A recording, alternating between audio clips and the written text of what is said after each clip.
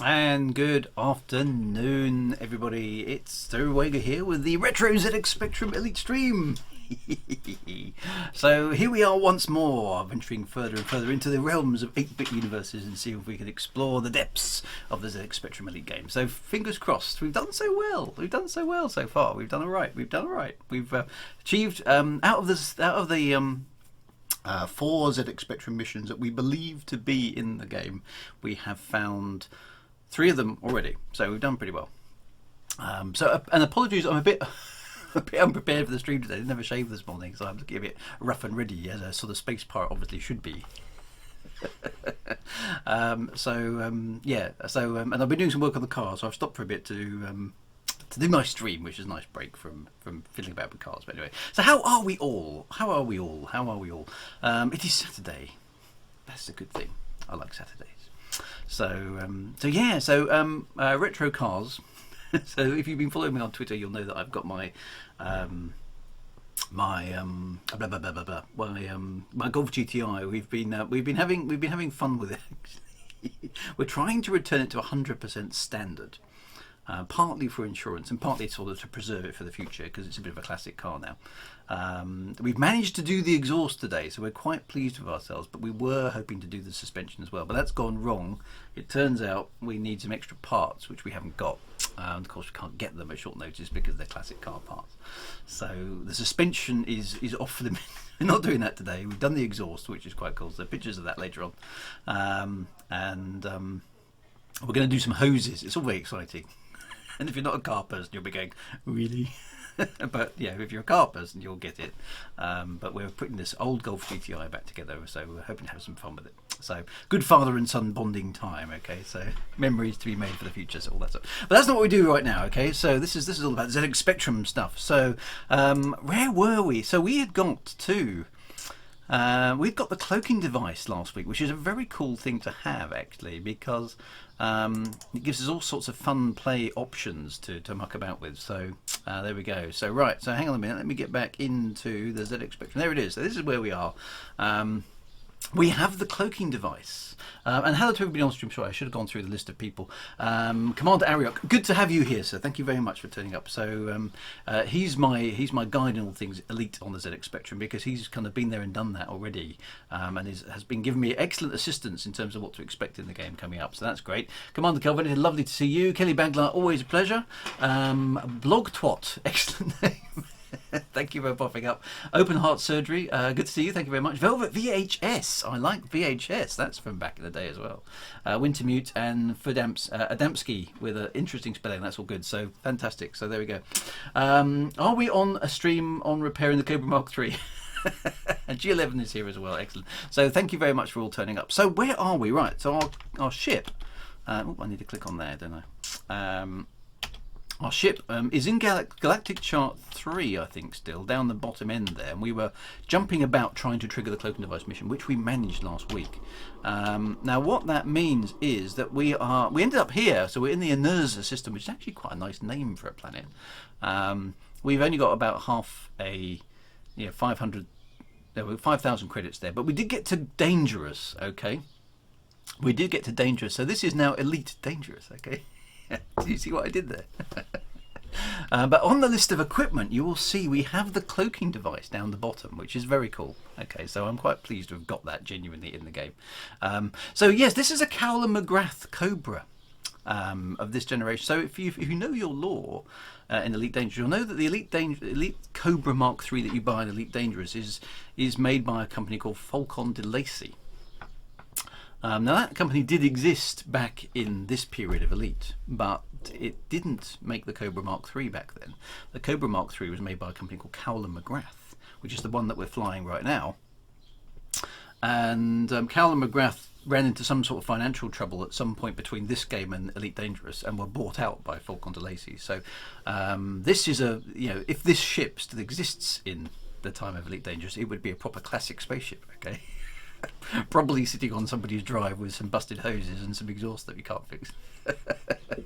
So there we go. So that's a little bit of history. So this is a bit of a vintage Cobra Mark III, and there are some subtle differences. Okay, so ships of this era could have weapons on front and rear points. You only have one forward weapon and one rear weapon. You could also put weapons on the right and the left, which is different. Okay, so you could have 4 weapons on your Cobra, pointing at right angles to each other. No gimbaled weapons, of course, not back in the days. You do have missiles, but nothing else. Those are the only weapons you can carry. And you do have front and rear shields. So your front shields and your rear shields, aft shields in this case, are different energy banks. So some subtle differences between the Cal McGrath Cobra and the modern Elite Dangerous Cobra. So presumably technology has changed and things have been retrofitted, etc, etc, etc. Whether any of the Cobra Mark IIIs that were around in this era are still flying in the era of Elite Dangerous is, who knows. I did touch on it. If you've read my Elite Reclamation books, one of the characters in that story has a Cobra of this vintage, which is still flying in the time of Elite Dangerous. But there we go. So bit of continuity. This game we've worked out is set in about the year 3125, whereas Elite Dangerous is obviously 3300. So there's 175 years between the time we're in now and the time of Elite Dangerous, just so you can kind of orientate yourself. Okay, but our mission is to crack on with now. So we've had the Supernova mission, that was the first one. We've had the Pirates have taken over the space station mission, which isn't really a mission, but it's one of those things that occasionally happens.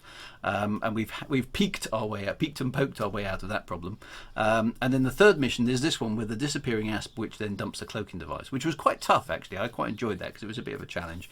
And then we've now got a cloaking device, which gives us extra play options. But the fourth mission is the Thargoid invasion, which does sound exciting. Now, back in the day when I was playing this as a teenager, back in the 80s, I've seen all these missions before.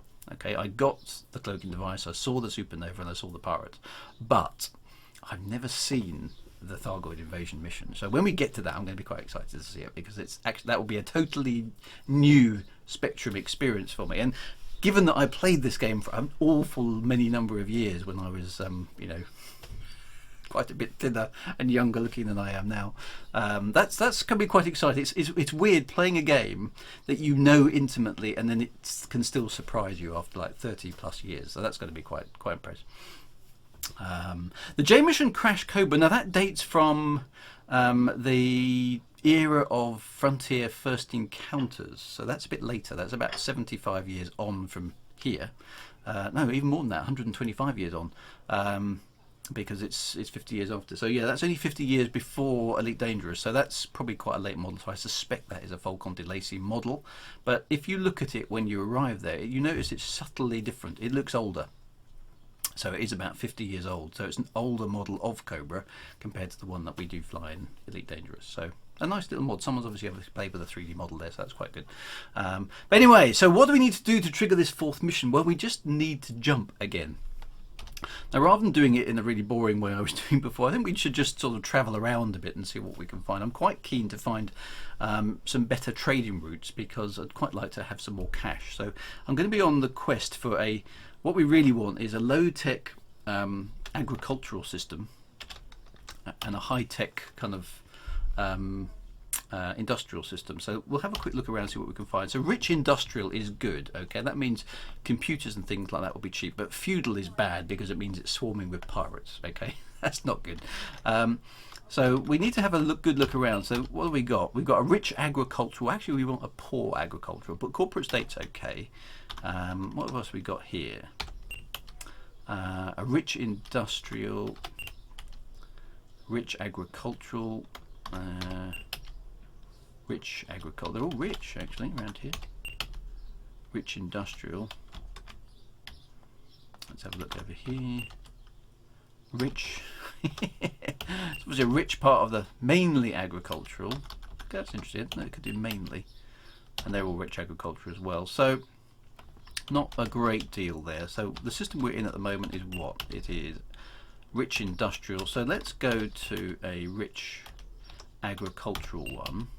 There we go. We'll take computers with us because that's probably going to get us a decent price. I'm probably going to turn around and dock again by the look of this. For some reason I saved it when we were out in space. Don't know why that was. So anyway, yeah, the space station is miles away. So let's go dock. Actually, I don't even need to do anything. I've got a docking computer. There we are. Winnie's here. Winnie 1974. So fantastic. Right, so let's go buy some computers. Let's do the old bit of trading again. Computers, there we go. Let's have 35 tons of computers. Oh, hang on, have I got something on board? That's interesting. Maybe I've already got something on. Oh, I've got textiles and slaves. Okay, well, let's sell them. That must have been from our latest little whatever. So I've been playing the game in different modes, really. So I started off behaving myself, and then I became a dastardly pirate for a while I was trying to trigger missions and get my kill count up, because we had to get to competent for any of the missions to happen. So then I was being dastardly, whereas now I've been good again for a while, and the game's forgiven me, so I'm now back to being clean. I'm clean but dangerous. Okay, so fear me, I am dangerous. So we're going to go to wherever that is, Edesla, which is agricultural, and that is a corporate state, so it should be nice and safe. And then we're just going to keep jumping around trying to make some money for the time being until this other mission triggers. Now it's about 120 jumps onwards from where we are, so it's going to take a bit of time. Whether we get to it on this particular stream, I'm not sure, but what we've got to do is just sort of crank onwards a bit with the jumps. And we'll try and do that as quickly as possible. What we normally do on this stream, and Commander JR 1988, excellent year 1988. That was the year I went to university. There's a pirate. Yeah, we tend to reminisce about all things 80s-ish, so which is all good fun. So hang on, here comes a pirate shooting away. Oh, come on. What have we got? Oh, it's an asp, but it's not a cloaking asp, which is good. Asps do punch quite hard, as you can see. They're quite tough on the old shields there. So again, and we come. There we go. So yeah, we tend to do a bit of reminiscing. An excellent year. So I'm assuming maybe you were born that year. It's a year of other significance to you. So do let us know if you want to. You know, nobody needs to reveal any secrets on a retro 8-bit stream. But it's just a place to hang out and enjoy a bit of classic gameplay. Oh, I can't shoot straight today. Oh, that's an anaconda. All right, cloaking device engage. There we go. demonstrate the cloaking device, and get out of dodge. There we go. The only problem with the cloaking device, as you can see, is it drains my energy banks quite fast. So hopefully we can get out of range of these guys before the energy bank completely conks out. It's quite a useful way of just escaping from things. Although it's going to shut off in a minute. But we are almost out of range, so there we go. Boom, there we go. So it warns us that the energy is low, and then it starts recharging because it switches off. So it's actually that's quite a nice little bit of programming, actually, that it's sensitive to the the danger that it would otherwise put your ship in. So when you get down to your last energy bank, the cloaking device fails and switches itself off, which I think is quite nice. So we should be able to get out of dodge of this one by just putting the cloaking device on again, and running away for a bit. You can see them continuing on their course for whatever reason. They don't know where I am at that point. Oh, it's still got me. That's interesting. And that's the only problem with the cloaking device, is that sometimes, now I'm in trouble again. I may be dying here. Yeah, that wasn't a good move. So don't attack anacondas. Boom. Yep. So the game is still a bit brutal. So let's try that again. So it's quite good that the cloaking device actually isn't just a win button. I think that's very sensible from a game design perspective. And your ship isn't fast enough actually without the tourist drive to outrun all of the other ships. So that's a problem as well.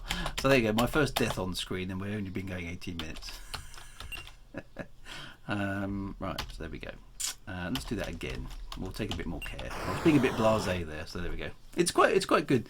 Yeah, I don't want to spend all my cash on my energy bomb. I can blast them, but that would have made me a bad guy. I should try and stay clean, actually, at least for a while. Well, no, we've managed to get around the random pirate on the station by poking the game, by changing the memory, which should hopefully be a permanent fix that stops the pirates from ever appearing again. And their strange requirement to have the space station not spinning, as we found. No, so I can't boost. There is no boost, alas. Oh, now there's the S. I can just about trigger that. There we go. Perfect. But there is a little dodge there. I can auto-dock to the space station if I can get the S to appear in the corner of the screen. So that's quite good. So let's sell our stuff here. That's made us a bit of money. That's nice. Let's refuel.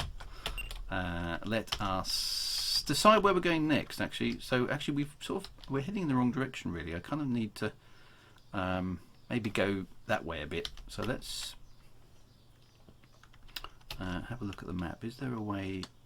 I think we kind of want to go up here, actually. Let's keep going left a bit. So we can get to Sedleon. What's that? That's rich agriculture. That's not ideal. Rich agriculture. That's not ideal. We want a rich industrial. There we go. So if we buy, I think where we are, I suspect luxuries are fairly, well, they're not cheap here, actually. 94 credits. Is anything particularly weird? Liquor and wines are quite cheap, so that's probably a good thing to buy. Furs, well, they don't look cheap either. I think we'll go with liquor and wines, and then we'll fill up with food for the rest of it. So let's do. Oh, I went past it. Amazing user interface, as you can see. There we are. There's 20 tons of that available, and then let's buy 15 tons of food. There we go. I will save the game, of course. There. Quick save. We'll crack on. We'll crack on. There we go. No silent running. Well, we do kind of have silent running with the cloaking device, I suppose, but not quite in the same way. Let's go to wherever that is, and we'll sell our wares there. So there we go. Commander Sinclair's 18 minutes late. Never mind. Never mind. We've already died once. So yeah, that was bad. My bad flying. Now I don't know what sort of system was this. Multi-government. Okay, that's not brilliant, but it's not too bad. If we are unlucky, we'll get some pirates. That looks like a third lance there. Now that will ignore us at the moment because we're clean. That's a bounty, actually, or it's a viper. We'll find out when it goes past. No, that's a third lance. So yeah, we will. That will ignore us at the moment because they're bounty hunters in the Spectrum version, and they will only attack you if you're wanted, i.e., fugitive. So, have I been playing Elite since the original first release? Pretty much. I did actually play Elite. The first time I saw Elite was on the BBC. A friend of mine had a BBC B, which is the machine you needed at the time to play it, and pirates. And he invited me round because we went round to each other's houses and played computer games. And he invited me around and said, "Oh, I've got this new space game. You'll love it." And we went round, and that was the first time I saw Elite on the BBC. And I remember being, pretty much blown away by it, but also a bit overwhelmed actually by how complicated it seemed to be. My first impressions of Elite were, yeah, that looks really cool, but wow, that's way too complicated for me to play because I was used to sort of Space Invaders and Manic Miner and stuff like that at the time. And then I became more aware of it because it appeared in magazines and all that sort of stuff. Pre-internet days, of course. and the problem was that it wasn't available for this computer. This is the ZX Spectrum version of Elite. So Elite came out in 1984, but it was a BBC exclusive initially, and then eventually it came out on the Commodore 64 fairly quickly after. But the Commodore 64 computer was quite similar, architecturally to the BBC in terms of its processor and various other bits and pieces, which made it easy to port. The Spectrum is based on a completely different CPU. So you couldn't port it, it had to be rewritten. And that took a year to happen. So I couldn't actually play Elite myself until 1985. And it was Christmas, the Christmas present, 1985, that I actually got my own copy of Elite. And that's when I started playing. But I have pretty much, there certainly will have been some years when I was in my 20s and 30s where I didn't play it. But BBC doesn't mean British. Well, there's a big story behind the BBC Micro, which is probably too complicated for me to go into in any great depth. But there is a reason it's called the BBC Micro. Okay, and that is mostly to do with the fact that the back in the 80s, the government of the UK took a very, very big interest in using computers to educate children. The idea was that the UK, which in the 70s was in a pretty dire state, I mean, it's still in a dire state, but it was in a dire state then as well. Could lead a charge with microcomputers, and the UK would emerge as a sort of microcomputer superpower. I think that's kind of what the government intention was.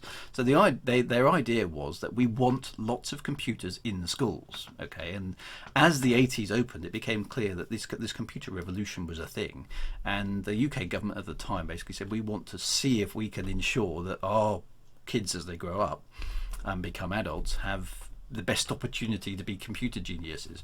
So what they did is I mean, I don't know the details, and there are probably people around who know this better than me, because I sort of lived through it rather than actually documented it.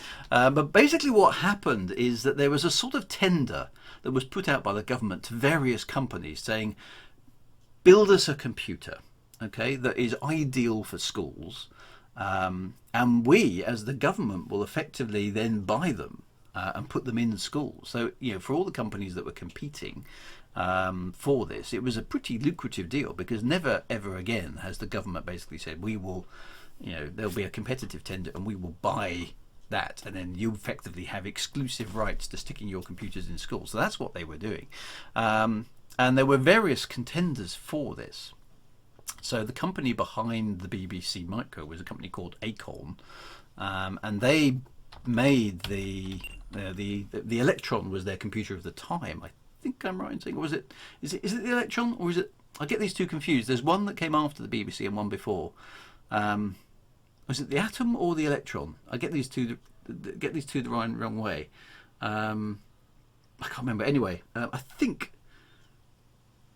the Atom was first. There we go. Yeah. Okay. Wintermute's right. So the Atom, I think. So the Atom was the first one. So Acorn had made the Acorn Atom, which was an 8-bit computer. Sinclair had the ZX81, and Commodore, I think, had the VIC-20 at the time. And so these three companies were present. Two were British. Acorn is British. Sinclair was British. There were probably some others as well.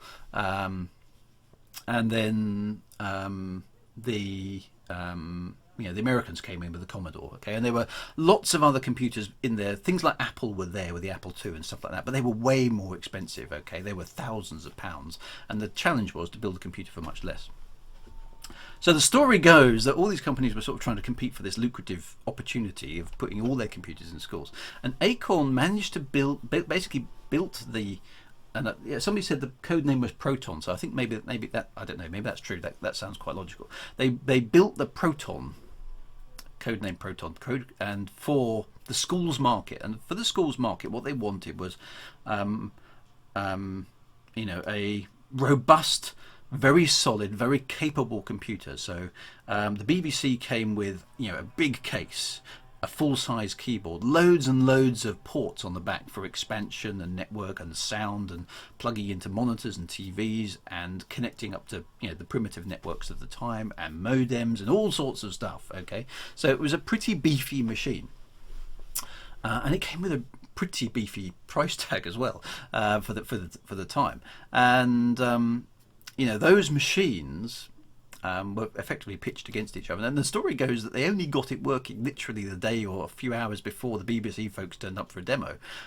So it was all kind of very interesting. And for all sorts of reasons, there's all sorts of reports about skullduggery and all sorts of stuff going on about how this contract was won, because Sinclair, with the ZX Spectrum, ZX81 sort of stuff, lost ultimately to this. And it effectively did become a monopoly. So the BBC Micro was the BBC Broadcasting Corporation, which isn't really a corporation because it's a sort of government-sponsored. It's very complicated. Basically put their brand on it, promoted it not only into schools but also on a television programme, which said basically, the BBC computer is the one that we recommend that all households have, and it's the one that your children will be using in school. Okay, very well documented in the Micromen. If you look up Micromen on YouTube, it's a very, very interesting story. It's dramatized, and it's been criticized by some of the people involved as to be not quite accurate, but who knows, right? It's very difficult to tell. It's a very interesting story anyway. But the BBC computer then effectively had a monopoly on the schools in the UK. But its problem for home usage was that it was too expensive. It was £400, okay, initially. For that, I mean, it was a great computer for its era, no doubt about that. But it was an expensive thing, particularly for parents to kind of buy. So that's when people like Sinclair with the ZX Spectrum, which is what we're playing now, cut in under the market. The ZX Spectrum, in many ways, was more capable than the BBC, but cost a lot less. Okay, £129, I think. I think it was 175 when it first came out, and then dropped quite quickly to 125. And undercut the market with a lot of the same kind of capabilities, but a much cheaper computer, simpler, cheaper, lighter, faster, better kind of attitude. Plus, technology was moving on pretty fast in this era as well, so very competitive, but a third of the price, and to the point where I think the Electron, which somebody's mentioned, came out as a cut down BBC in order to compete with the Spectrum. So they're all tripping over each other, and it all this happened in a very short space of time. The Spectrum came out in '82. I think the BBC came out just before that, and by '85 it was all over. Okay, by '86, both of Sinclair and Acorn had effectively been taken over and gone into receivership and had lots of financial trouble. So the glory days of 8-bit computers are sort of 82 to about 86, and then that's it. So in those 4 years, massive changes. And what's the legacy of all that? Well, the governments kind of make all teenagers in the 80s into computer geniuses. Well, some of us, I mean, I kind of include myself in that. Some of us actually did make careers out of IT as a result of the ZX Spectrum and the BBC Micro. David Braben obviously did. I feel I have as well. My career has been a lot in IT over the years, and I can trace it back to my ZX Spectrum. So I think in some ways that did succeed. I don't think it didn't succeed in every case, because most of the teenagers very quickly figured out, we can play games on our computers. So that's all we did, and this was one of them. We spent a lot of time in the 80s playing computer games, okay, rather than learning about computers. We just played games because that's where these machines ended up.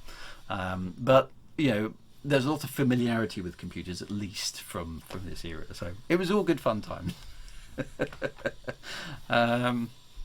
So there's many people who fondly look back at the computers of this generation for teaching them at least something about computers, and kind of getting involved in that sort of stuff. So hang on, how are we?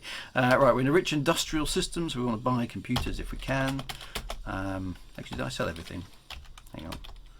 I don't want 3 tons of radioactives. Oh, we got that. Let's buy some computers. There we go. It's only 27 tons of computers. So let's do the rest. That's 8 tons of machinery. And let's fly onwards. Right, where can we go? Rich agricultural will do. That will do. There we go. Again, before we go, let's save. And we'll just keep on with our jumps. So Clive had more vision instead of his obsession to compete with IBM on the... Yeah, so there were lots of mistakes made, lots of genius moves. Actually, if Sinclair and Acorn had collaborated, that would have been amazing. But they were 2 individuals who actually did start out together, I believe, and then went their own ways in great rivalry. And as a result, the UK actually squandered the possibilities it did have to lead the world a little bit in terms of IT in the 80s. We could have potentially built a homegrown version of something to compete against the IBM PC, but it was not to be. So, and then computers today are ubiquitous as the Microsoft stroke IBM compatible PCs. It's just that's just all that is. There's all that's left now.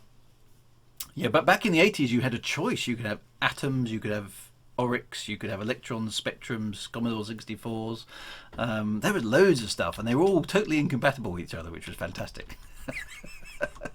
Really annoying if you couldn't get a piece of software for your computer that somebody else had. So yeah, with no standard file formats, nothing. You know, it was an absolute nightmare.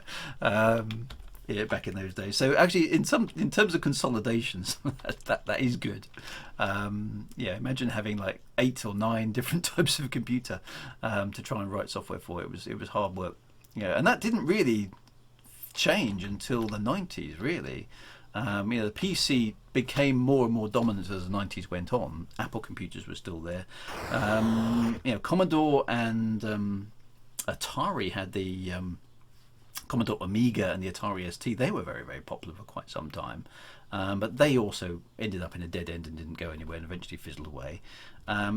Acorn brought out a very, very, very powerful computer called the Archimedes in the late 80s. And that was seriously amazing at the time.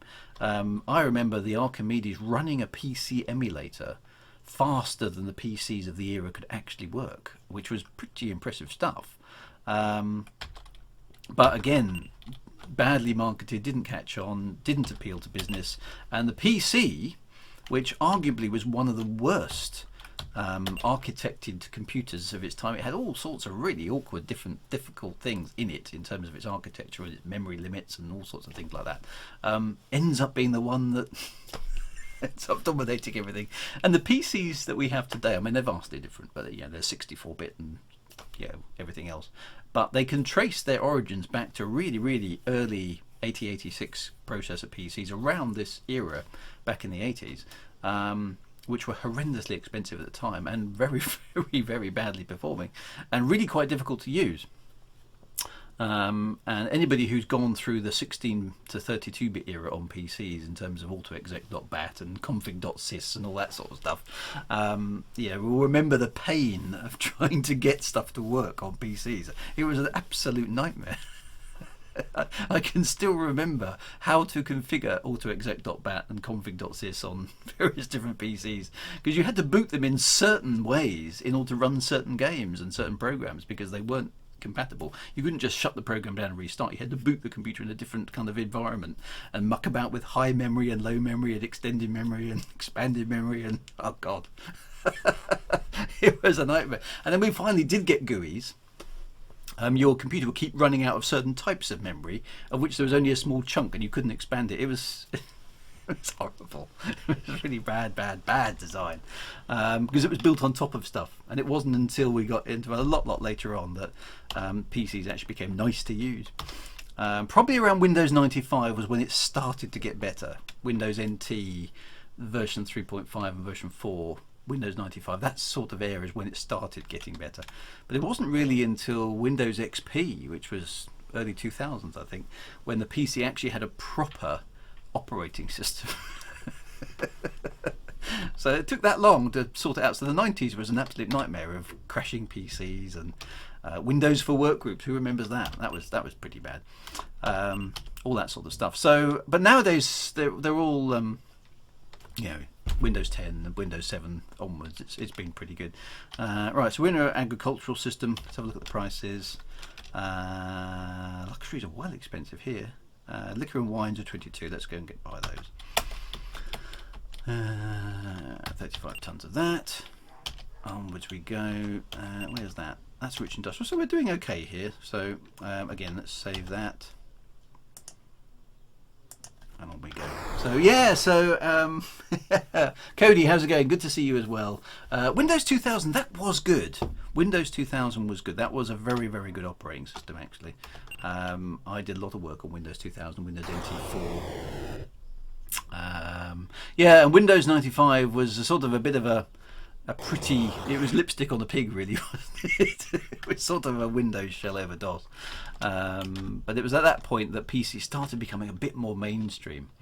And Macs have always been kicking around in the background, haven't they? They've always been the machines of choice for kind of arty people and musicy people and slightly edgier folk, I think, perhaps. I never really got on with Macs. I liked the old ones, the little boxy things. with the floppy disk on the front and the black and white screen and the tiny little display. I like those ones, but I didn't really like them after that. And nowadays, I think I'm right in saying they're pretty much just a PC, but they're running a kind of variant of Unix operating system now, I think. So the architecture is a PC underneath, but it's a proprietary operating system, and obviously slightly proprietary hardware as well. Very nicely packaged, and Mac and Apple done. So that's kind of been their the way they do things. So times have changed. So the diversity that we had back in this era with the 80s is is long gone. This is all history now. But it's nice to be able to play these things under emulation and stuff, and sometimes with a real the real stuff. So that's what brings us up to date with technology, isn't it? Windows XP dropped into Windows. What was after Windows XP? Vista. Windows Vista. That was awful. Windows Vista. Yeah. Then it was Windows 7, which was quite good. I liked Windows 7, and then Windows 8 was rubbish again. Windows 10 is mostly okay. I must admit I'm fairly happy with Windows 10. And it seems to have settled down reasonably well in that sort of time period. So, I can't remember now the last time my PC crashed. It hasn't, as far as I'm aware, ever crashed in the months and months that I've been using it, other than a power cut, which I can't really blame on the computer. So I've been lucky in that regard, but back in the day, computers were crashing all the time. The PCs certainly were. The ZX Spectrum, all those 8-bit computers, because they didn't really have any moving parts. There was no disk drive on those 8-bit computers. It was literally just memory is all you had, and you loaded what you wanted off a cassette. They were pretty reliable. The only problem you had was if you knocked them. Knocked the power cable or something, in a frenetic moment, then occasionally you would lose your game. But most of the time, I don't remember the Spectrum crashing very much. Occasionally there would be a memory corruption, but it was pretty unusual. But the PCs in Windows 3.1 and Windows 95 and all that sort of stuff, that was diabolical. That was always crashing. And the PCs really didn't get stable until Windows XP, in terms of my memories of it all.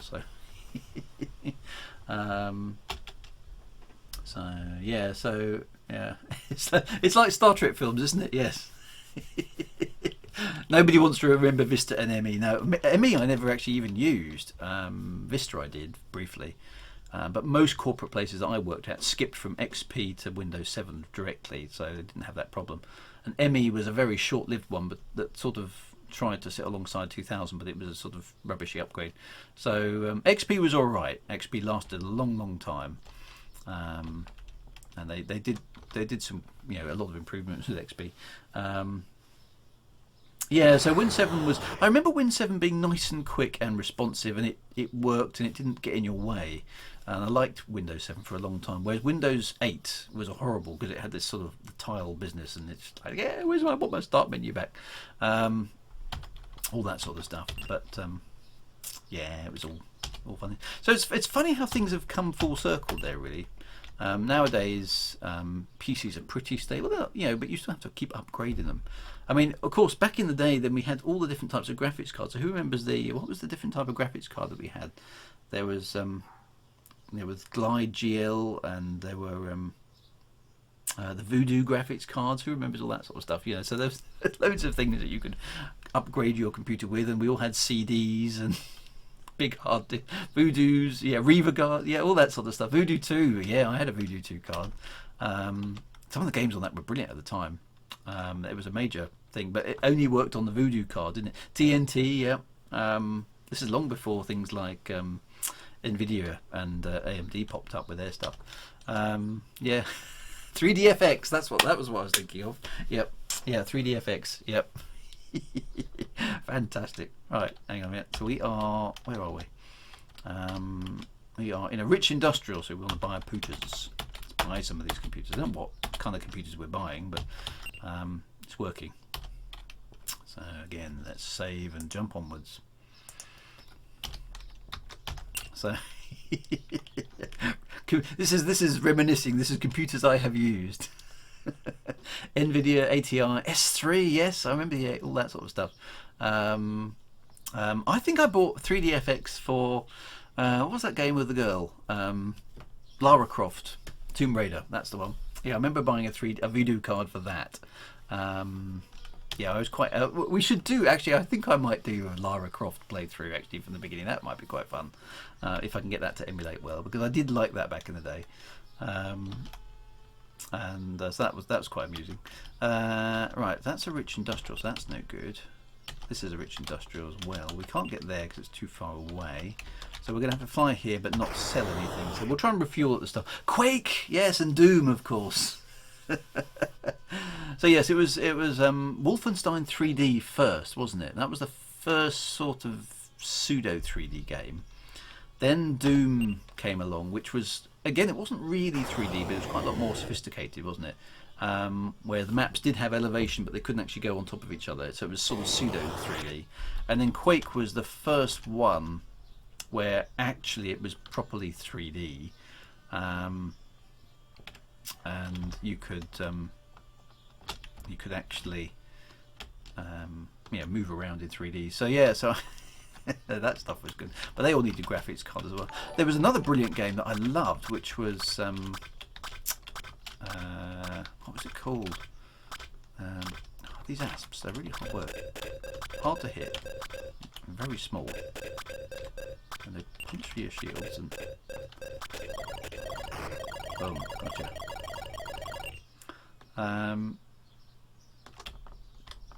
Oh, I want to say Missile Command, but it's not Missile Command. Descent was good. Unreal Tournament, yes, all that was good as well. We should go back and visit. I think this retro stream is going to have to go back and revisit some of these classics. Wing Commander, yeah, back in the day, Wing Commander 1 and 2 and 3 and 4 and whatever happened. Was it Wing Commander? Was there a 5? Descent was so good. With DOSBox, you can go back and play them. I'm just trying to think. I don't even have it in here. How many of you? Let's have a quick look. Because I've got a few old computer games in here. No, I've even got some floppy disks. I haven't tried this. I've got the Star Trek screensaver on floppy disk. I wonder if that will work. What's the game I'm thinking of? I don't know why I've kept all these sort of things. They're just sort of sitting in there, not being used. No, it's not there. I think of what game it was. Battle. Ah, no, it is. It's Battlezone. Who remembers Battlezone on the PC? That was a really, really good game. Battlezone on the PC. So that one is definitely worth seeing if I can get that emulated again. That was an amazing game. It was a sort of first-person strategy game, and it was really, really, really good. Very immersive. Lots of clever missions and stuff. That is definitely worth a revisit. Once we've dealt with the Thargoids.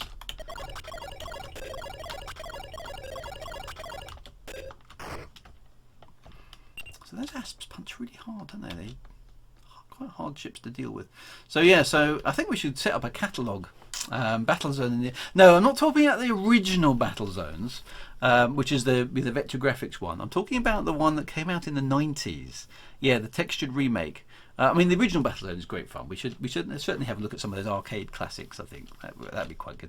Things like yes, we could just yeah. So the vector one is good. Yeah, we should definitely check out some of those early ones. I'll see if I can get the MAME emulator to run and pick up some of those sort of things. Those are good.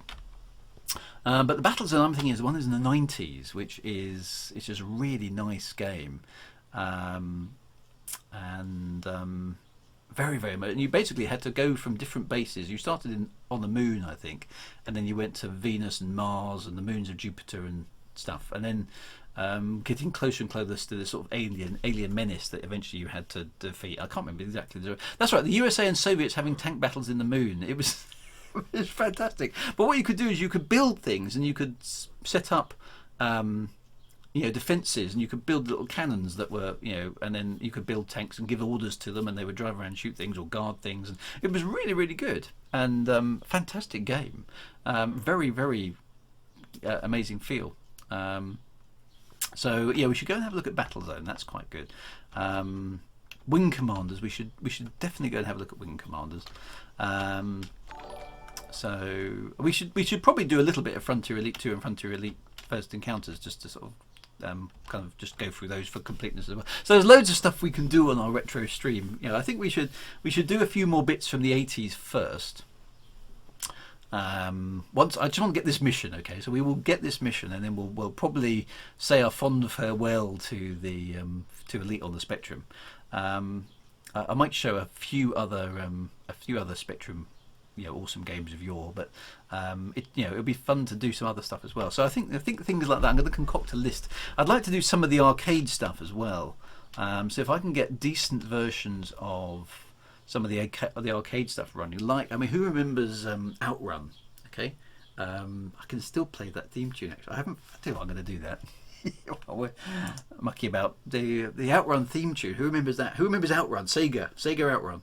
It was an arcade console kind of game that you sat in a Ferrari, I think maybe a Ferrari Testarossa, and that I was good at that. I spent far too much money when I was at university playing Outrun. So that was a very good game. Yeah, it is working. Now can I play? I've got to go and find my synth strings, haven't I? What do I use? Synth lead is what I need. There we go. That one. Very 80s. Yep. It was like this. What was it? What was it?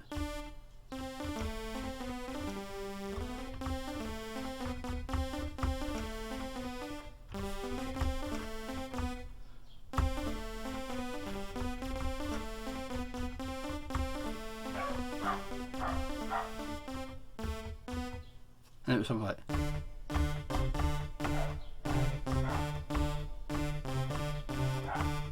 And it was I don't know. Let me try that again.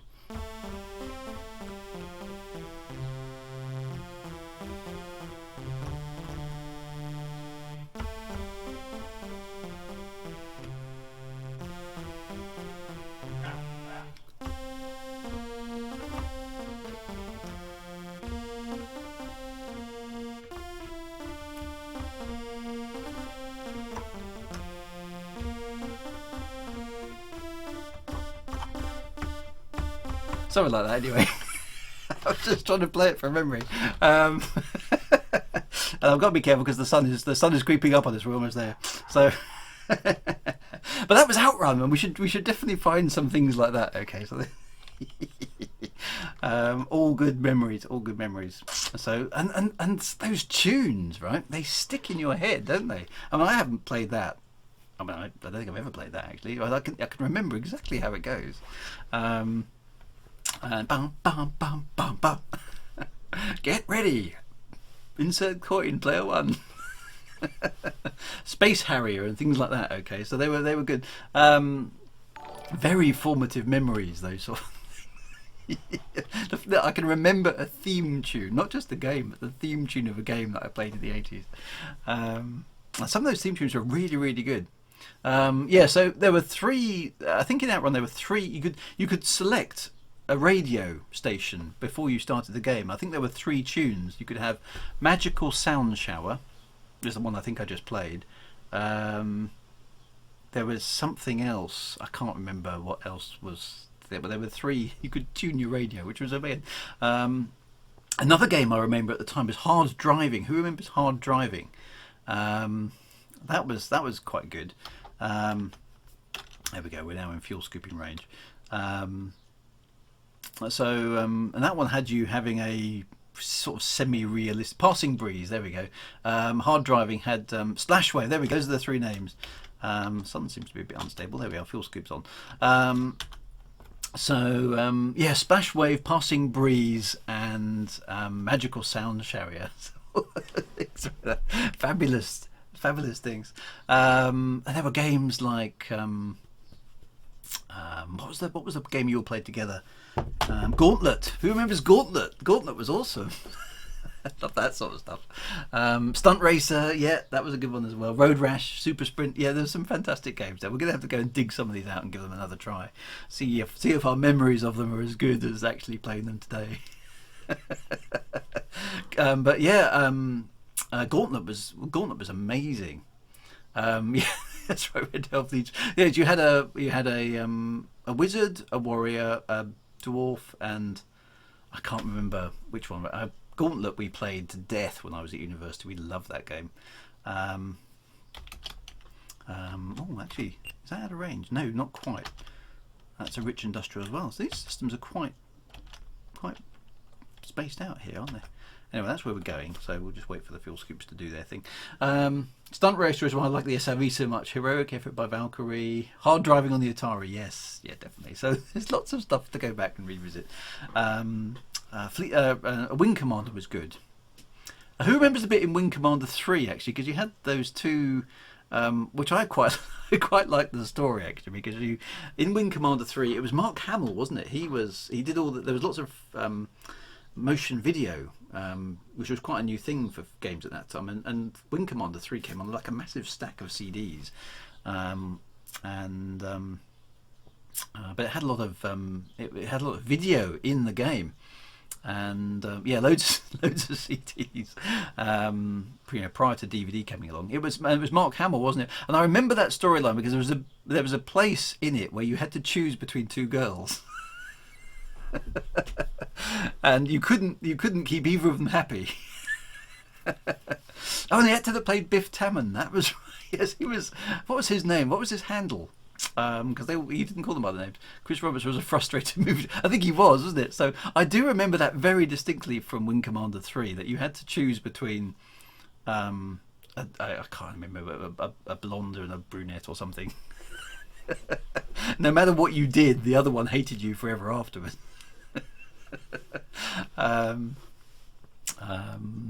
Ginger Lynn Allen. Oh, okay, I can't remember. Maniac. That was right. Maniac. That's right. I remember now. But there was a Wing Commander film, wasn't there? Was there a Wing Commander film? Am I just imagining that? I think there was. Tom Wilson, Maniacs. Yes, he's good. Right, we're fueled. Let's get out of here. Soy's is where we're going. I don't remember seeing it. It was. I'm not surprised it was bad. Right, now we're beginning to get in range of decent places. So that's rich industrial. What have we got on board? I've forgotten. We've got computers, so we want an agricultural system to go to. Rich industrial. Why is everything industrial around here? Mainly agricultural. This planet is a dull world. And these ones are out of range. Rich agricultural. So we're actually going to have to go and keep travelling a bit, which is okay. These are all anarchy. Dangerous. Rich industrial. Let's try and ultimately go to Iridian. That sounds like a nice place because there's a computer game called Iridian. That's a corporate state, so we'll go there, but we can't go there straight away, so we're going to go there. Let's go back to the planet. I know, we're out of hyperspace range, aren't we? 35 tons of Raspberry Pis. The movie was terrible. Tom Wilson was good, I liked him, but he was always cast as a kind of just a flamboyant bad guy, wasn't he? With a bit of an ego.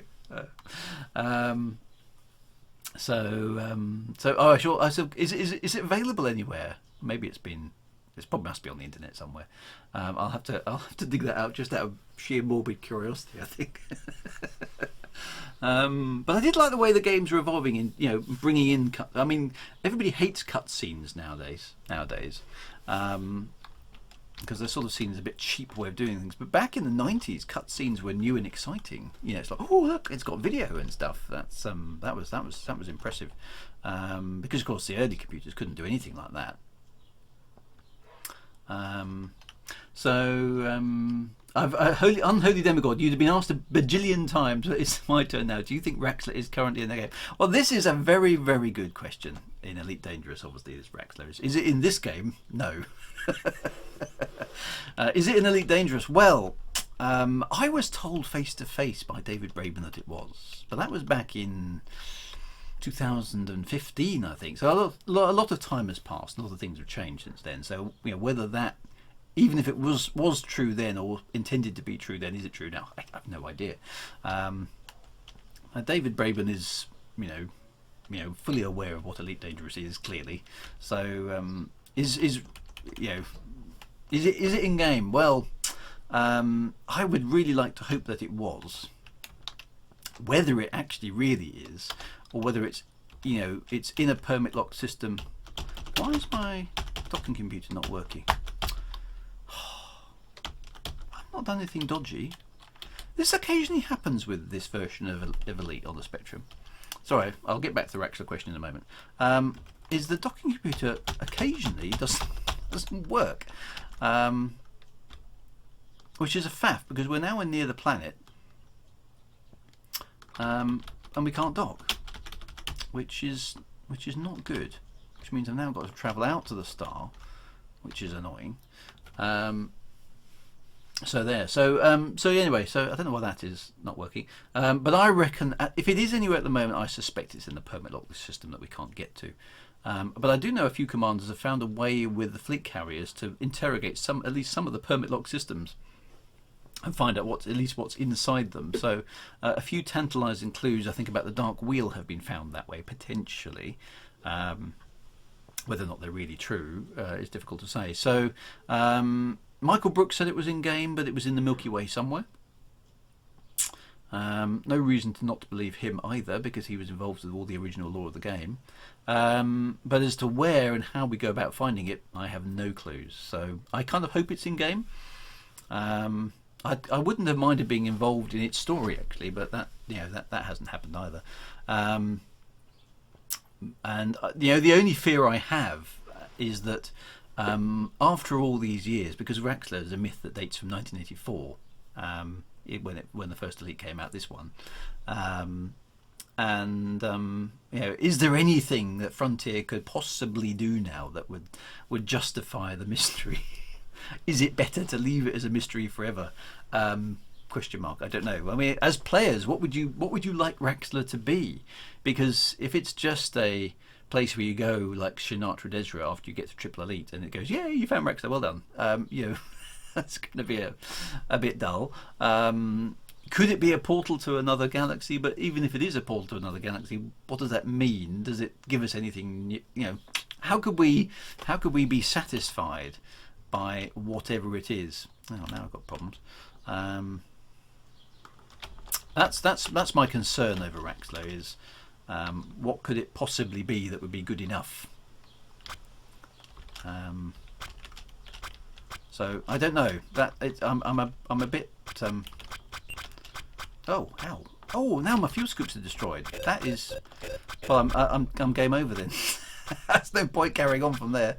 I'm gonna have to quick load back from where we were.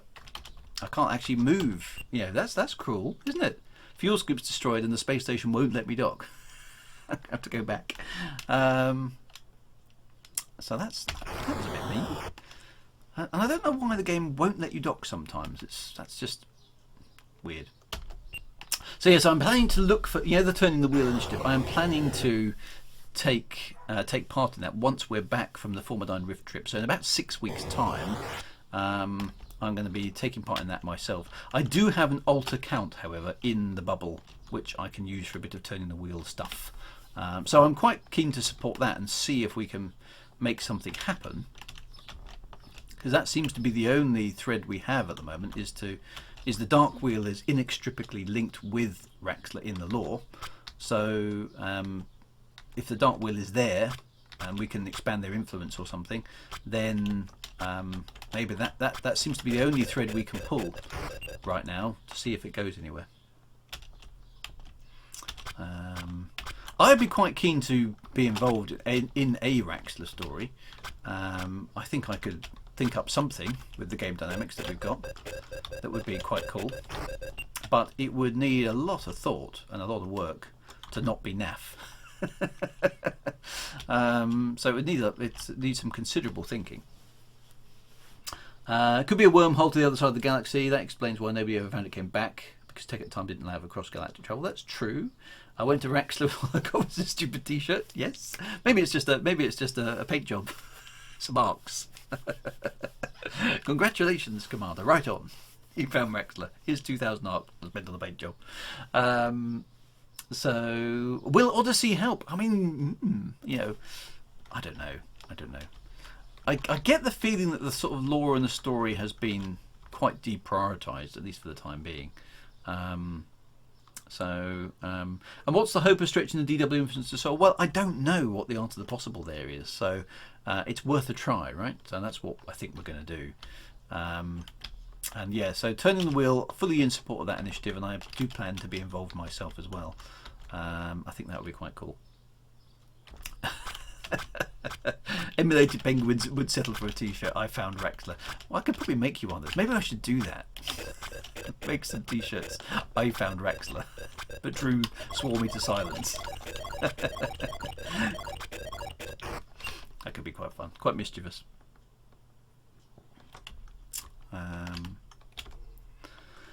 So I feel like Raxxla can't be discovered right now. I suspect that's probably true, which is a bit of a shame. But they know the community's still interested in it.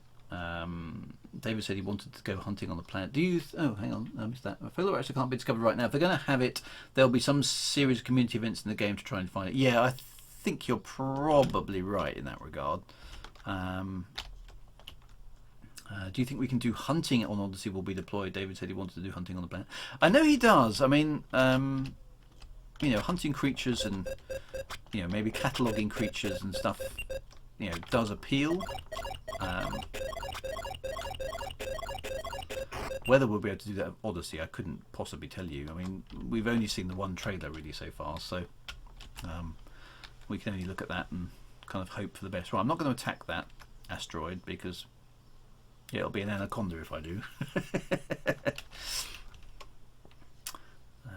Wonder if we can hit the planet. Come on, give us an S. Yeah, oh, it was there for a moment. No, not quite. There we go, got it.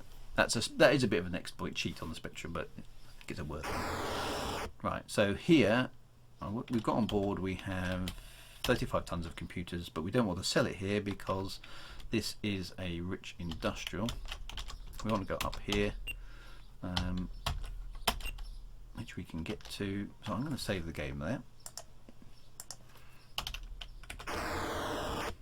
And we will crack on.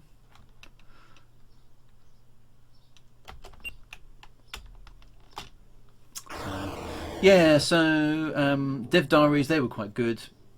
Haven't done the blue furry the blue furry felines yet. Yes, it's a shame. You see, all that sort of atmosphere, I always found it was a bit of a shame that sort of stuff was lost. I know that, alien life forms based on creatures from Earth is in some ways a bit naff, but that's what the original Elite was. Okay, so the original Elite was full of felines and lobstoids and lots and lots of sort of spacefaring cultures in the Galactic Cooperative, which I thought was actually quite nice. It was a bit more, I suppose, Star Trek-y in the sense that everybody was, a sentient, sapient life form. But some of them happen to be cats and some of them are lobsters and all that sort of stuff. I mean, what have we got here? We've got, this planet is fierce black horned humanoids. Okay, so we've got humanoids with horns. We've got human colonials there. That's a fairly boring one. Human colonials there. Black furry humanoids.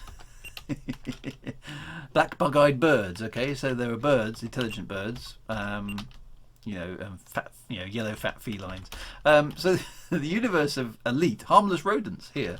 So there's rodents, cats, birds, lobstoids, all sorts of weird stuff. There are some edible poets as well about somewhere. So all those sort of things meant that the universe of elite originally was full of sapient creatures. Okay, and they all got retconned almost immediately. In Frontier Elite 2, unfortunately, they've all gone. They disappeared. So they never existed, it would seem. And I know it's procedurally generated and it's very simply done, but it did give the game quite a fun feel, that the universe was full of wacky creatures. And so some of you may realise that, you know, some of the fan fiction I wrote for Elite, back in the day, back in the 2000s, featured creatures that could talk. You know, so there was a feline captain of a ship. You know, this ship crewed by animals, effectively, but they could all talk. So you could imagine a lobster flying the ship, and a cat, sort of, you know, it would be flying the ship with its paws, but it would have a tail as well to operate all the other machinery. So yeah, stuff like that I actually thought was quite fun. It was always a shame that it all disappeared and became a little bit po-faced for, you know, Frontier Elite 2 and the Frontier First accounts, where it was just humans for the most part, and the Thargoids were the only other significant alien race that was going on. So I did kind of miss that. And in Elite Dangerous, of course, it's just humans and Thargoids, and obviously the Guardians as well. So and there doesn't seem to be much else out there right now. Right, let's go to Reg again. Right, but we will save our game before we go. So yeah, all the humour disappeared, didn't it? You know, all that sort of slightly wacky Douglas Adamsy humour completely went. So you kind of get the impression that maybe Ian Bell liked that bit, and David Braben didn't, because David Braben's gone for. If you compare Frontier Elite 2 to this version of Elite, in terms of a game, i.e. somewhere to go and play and have fun, and maybe have the occasional giggle, but still have a compelling game experience in the space fight, Elite is much better.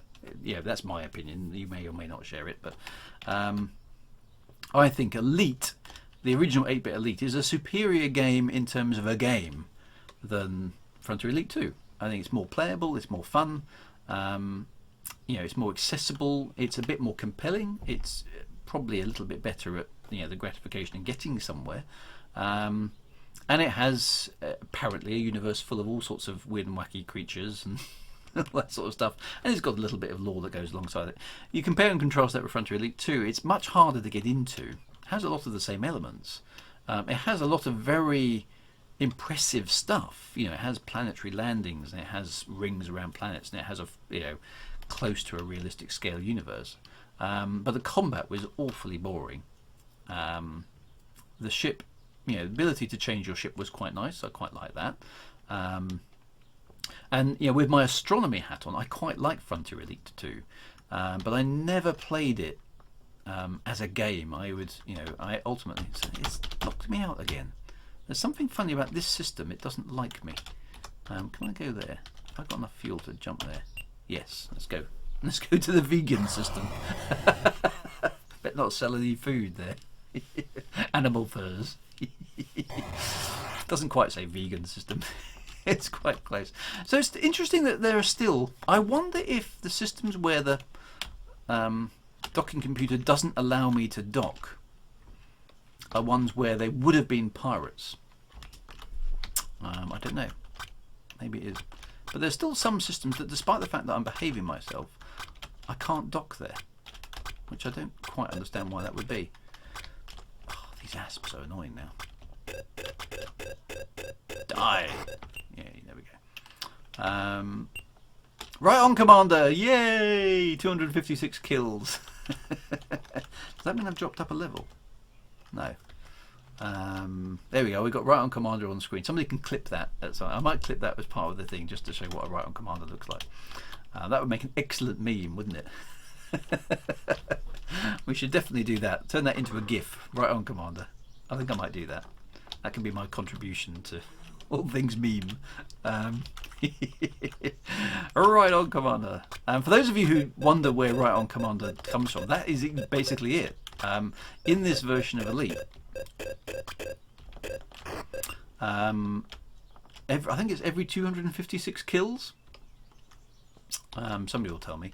Every 256 kills, I think, you get that message on the screen, which basically says, yeah, keep going, you're doing good. So, Right on Commander, that's where it comes from. which has mostly now been replaced by 07, which is the sort of Elite Dangerous salute. Although it's a backward salute because you're kind of using your left hand, aren't you? That's a very old really. Yeah, but Right on Commander is the original sort of elite salute phrase, so that's where it comes from.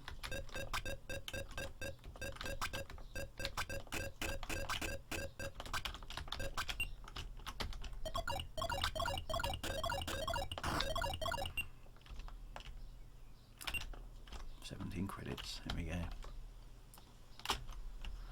Oh, the system is a bit hard work. I clipped and used Right on Commander for reply, but it's not as good as a Spectrum one. Okay. Well, excellent. I'll try and isolate that bit of the video then. Well, roughly where we're at, quarter past 2. I'll bear that in mind, and then I'll snip that bit out, and you can have it as a we can have it as a meme. I should be able to convert that into a little GIF. Upload that somewhere. Oh, more pirates appearing. So this is the Spectrum up in the ante again a little bit here, because it will give you one set of pirates, and then it will occasionally, as you've just seen it doing, dump another set on me, which is, a challenge. So there you go. I've got to deal with these ones now. They're all after my 35 tons of computers, I'm guessing. Of course, I can't run away anywhere here because I haven't got any fuel. I'm going to keep those. Let's just get the forward shields back up. Oh, another pirate! Unbelievable. So what kind of system are we in? Oh, it's an anarchy. That'll be why. Not the best choice. Never mind. Oh, now I've got the ones behind me are in range. Right, cloaking device. Let's deal with this guy because he can't see me now. That gives me a little bit of a break from him. I can manoeuvre to get the other ones in front of me, which gives me a chance. And then that's a sidewinder. I may need. No, that's a crate. So I should be able to get this guy. There we go. Right, we've just got that sidewinder behind us to deal with now. So that's when the cloaking device can be pretty useful. Just allows you to get out of dodge and deal with the inevitable incoming missile. I've got an ECM and you're going to die. Boom, there we go. Right, let's just let everything recharge for a bit. The vegans are anarchists, yeah, so it's not quite vegan, but it's almost vegan, isn't it? The planet. Actually, are we in vegan or are we in Ariadne? Where are we? Oh, no, we're in the vegan system. It's not actually the vegan system, but it's quite funny. Dear. Does make you chuckle. The BBC version does that too. Yeah, so, okay. Oh, hello, Stephen. Good to see you as well. We were talking earlier, Stephen, you probably missed that. I don't know if you were on the stream right at the beginning. We were talking about how the BBC computer ended up being the BBC. And the story of the computers in schools and all of that sort of stuff. So you might have to go back and look at the original part of the screen. But I'm sure you probably know more about that than I do because you're a bit of a BBC man, I know. So that was we had a good long discussion about that. That was quite interesting. Ian Wright 71. Hey, good to see you. The poets will feel safe in vegan. So yeah, so you may hear people jokes. There was one planet. I don't know where it is. Somewhere in the chart is a place where the randomness and the procedural generation of the character stuff comes up with that the planet has edible poets. Quite what edible poets are like, I don't know, but we'll wait and see. Oh, and somebody asked me whether the guy who wrote the Spectrum version of the game, I sent some questions to, ever got back to me. He hasn't, I'm afraid. So I don't really want to pester him because he did respond to me initially, said, yep, please send me through some questions. So I sent him through some questions and they were all about the Spectrum version of the game. And he hasn't got back to me. So I don't know. I don't know whether I scared him off, which is a bit of a shame. I would like to speak to him, but he hasn't responded. I did invite him onto the stream as well, but he hasn't responded, I'm afraid. So I don't want to pester him. You know, he did say to me it was a long time ago, and I think that's, in some ways, that's, you know, I'm not sure if, you know, from his perspective, all the memories of what he did are positive, if that makes sense. So it may be a case of actually that's a part of his life he doesn't necessarily want to go and revisit, particularly for a bunch of rampant you know, people like us who will kind of besiege him with all sorts of questions. So I don't know. If he does respond, I will let you know, but he hasn't yet.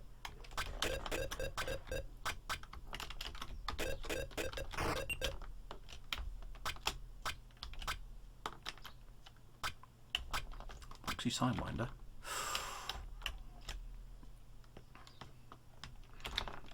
Let's get you.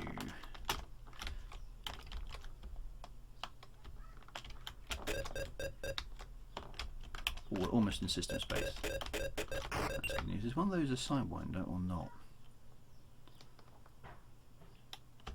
Got a feeling it might be. No, that's just a piece of debris. Anyway, let's head for the planet then, in case if one of them starts shooting me, we'll find out. There's definitely a ship out there because I can't use the jump drive, but not sure if it's a hostile one. So yeah, so I did actually say, I did in my email, what did I actually say? I can't remember now. I'll go and look it up. I think I said something along, you know, thank you very much for your time, and, you know, first off, really just an absolute appreciation from all of us kids of the 80s who, for whom you gave us Elite on the ZX Spectrum. You know, we owe you a great debt of gratitude, and so thank you very much. That's how I started my email, before jumping into why is the Anaconda the wrong shape, you know, all that sort of stuff.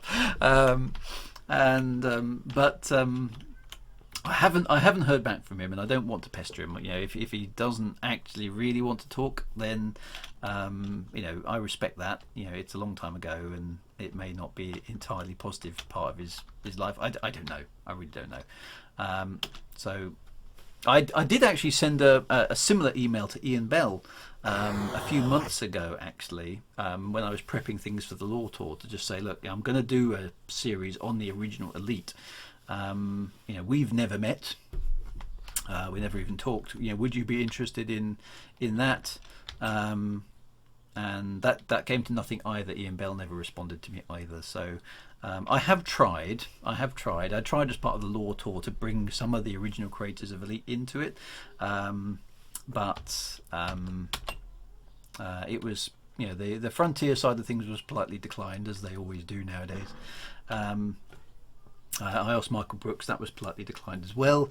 Ian Bell never responded, and unfortunately this guy, I've had one email from him saying please send me some questions, so I sent him some questions and he hasn't responded. So I have tried is the answer, but I can't force anybody to do these sort of things. And I suspect, actually, particularly with David Braben and Ian Bell, that the animosity that was between those two regarding the original Elite remains simmering away after all these years, and they don't really want to go and, you know, dig it all back up again, which I suppose is probably fair as well. And, you know, David Braben certainly is a very busy man, and has got lots of stuff to do. Right, this is a feudal system, which isn't great, and we have actually we have nothing on board. Why have we not got anything on board? Where are we? We are at a rich agricultural. So actually we want to be buying some liquor and wines here, and there is loads, so let's do that. No, missed. So, you know, for us as sort of geeky techies of the 80s, then you know, these are endlessly fascinating questions. But I can sort of understand that to these guys that maybe that's a part of their life they don't really want to go back to anymore, and maybe that's the best place to leave it. And we can just speculate forever on what was really going on. So who knows? But I have tried. I have tried to get some of these people onto the stream, and at the moment, you know, I've come up short, I'm afraid. So it is what it is. I'd love to speak to them and ask them about the original game, but it's not to be at the moment. So a long time ago in a galaxy far, far away, says Stephen Nash. Well, that's exactly right. That is exactly right. So here we are in I think, is this a feudal system? No, a multi-government system. This won't be too bad. With a cargo of 35 tons of luxuries trying to go on. So again, for those of you wondering what I'm doing, I'm literally just jumping around trying to make a bit of cash now. The next mission won't trigger for quite a lot of jumps. So what I might do in the intervening streams, intervening times, I might just... Oh, he's running away. Why's he doing that? Coward. Come back here and fight. Pythons have got a lot of shields. There we go. Got him. I think it's one of the most heavily shielded ships in the Spectrum version of Elite. But we think the next mission just takes a lot of jumps to trigger, and so we're literally just going to be jumping around. But I wanted to make a little bit of money here, so we can afford a few galactic hyperdrives and stuff like that. But maybe in the intervening time, I will just do a few jumps to up the jump count. But I kind of quite like the way that I get the mission to trigger on the stream, sort of unexpectedly, so you guys get to experience not only the the actual event, but also sort of my reaction to seeing it without knowing what I'm doing. So I don't want to go too far, because it's nice to have the actual mission trigger live, as it were, rather than I know it's coming because I've got a save game that I saved a few hours before. So I may rack up a few extra jumps in the intermediate time, but I don't want to trigger the mission before it actually happens on stream, if you know what I mean. So the downside of that is you do have to watch me sort of flying around just chattering away and playing the game for a bit, because obviously we're there's a nice Cobra. So yeah, so all that sort of stuff. And we just got to play the game until we trigger the fourth mission. But I think once we trigger the fourth mission, then it will be time to go on and play something else, because we'll have done Elite on the Spectrum to death, I think, by that point. And virtually every secret that the game has will have then been exposed. So there we go. It's amazing to think the Millennium Bug was 20 years ago. Yes. That's true. In the 80s, nobody bothered with the bug because they didn't think anyone would be using the software that far in the future. Yeah, how wrong we were. I remember that. I did a lot of work on the Millennium Bug. We should ask DB to release the source code of Elite in 20. It's going to be harder, isn't it? Because they have a nice Python there going past.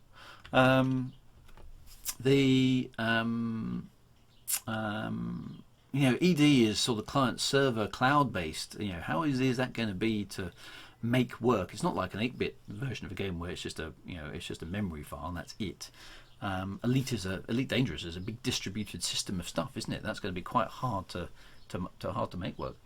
So I mean, it's not insurmountable, but it's certainly not as trivial as this sort of stuff is. And this stuff, I'm saying the word trivial there without knowing what I'm talking about. This isn't trivial either. Emulating a previous computer, but I'm sure it's probably more straightforward than trying to rig up a client-server system like that. Imagine ED private servers. ED private servers would be awesome, because you could. I mean, if you gave me an ED private server, I could build you a story out of it, couldn't I? I could put all sorts of wacky stuff in there. That would be great fun. I'd love that. So maybe we'll come back and do Elite Dangerous, the story version, in years to come. If I'm still able to code when the stuff is released. We'll have to see what the future brings, won't we? That would be quite good fun. Right, so if they release the source, of course. If they don't, yes. What ship am I flying, Toxic Toe? This is a Cobra Mark III. It's the only ship you can fly in this version of the game. Actually, there's one thing that I don't know if you've seen. I haven't shown you yet, which I ought to show you. Rich Industrial. So let's buy computers here. I need 29 tons, so we're going to have 6 tons of machinery. That's okay. That's okay. We can go to the Istamali system, which is mainly agricultural. That's a good call. We like that.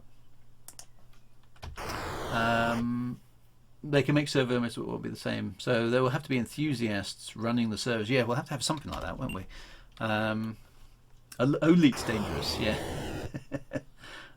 We have in video, so we'll hold you to it. Yeah, okay then. Well, you guys, if you guys figure out how to run a home brew in a decade or 2 decades, whenever it is, if you guys figure out how to run a home brew Elite Dangerous environment, come find me wherever I am, and I'll help you put a super duper Elite Dangerous story into that private. So I will do that definitely.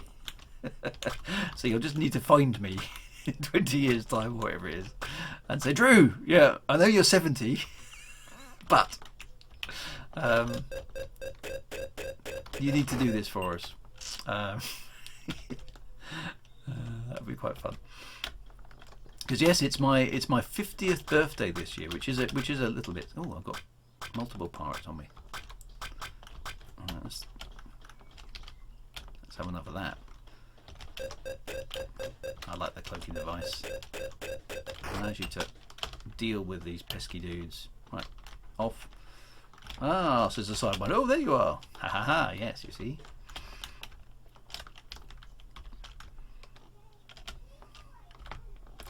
So the cloaking device is a jolly handy piece of kit. It does give you a tactical. You can use it to tactical advantage, as you saw there. If I'm getting pummeled by the ships, I can disappear for a short amount of time, maneuver, take one out, and then put myself in an advantageous position for the last one. And by the time I've dealt with it, my shields are back up. So yes, used well, that cloaking device is very handy.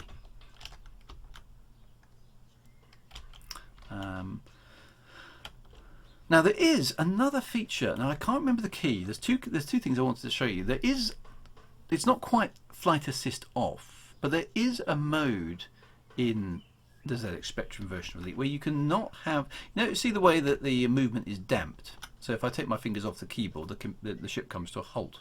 Okay, and the same with the roll. There is a way, and I don't know how to get into it, so maybe somebody who knows the game really, really well.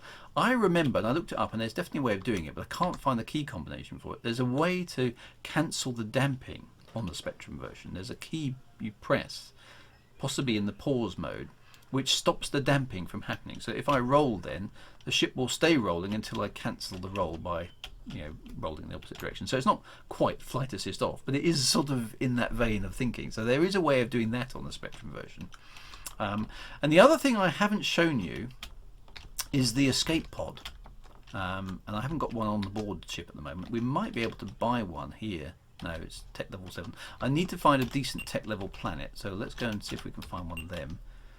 Feudal. So we can get much choice here. Slimy rodents. So yeah. So morning, afternoon, and Steve's here. Hello, Steve. Good to see you. Yes. Vintier says count on it. Yes. We'll find him. I'll get my nurse to call yours. I'll have my ear trumpet by then. You wait and see. People will still be asking me about Raxxla by then, I'm sure. The ultimate lore tour redux. Yes, so I could rewrite the lore, couldn't I? And do it right and unretcon it so it was consistent. And then we could reset the game to the year 3300 and do it all again.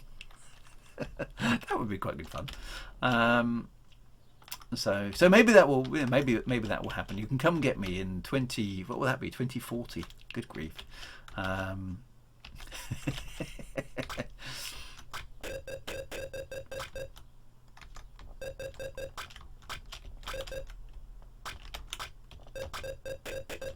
Boom.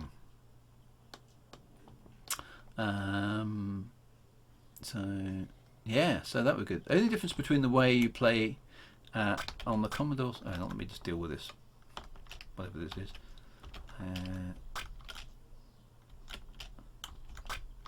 It's not great.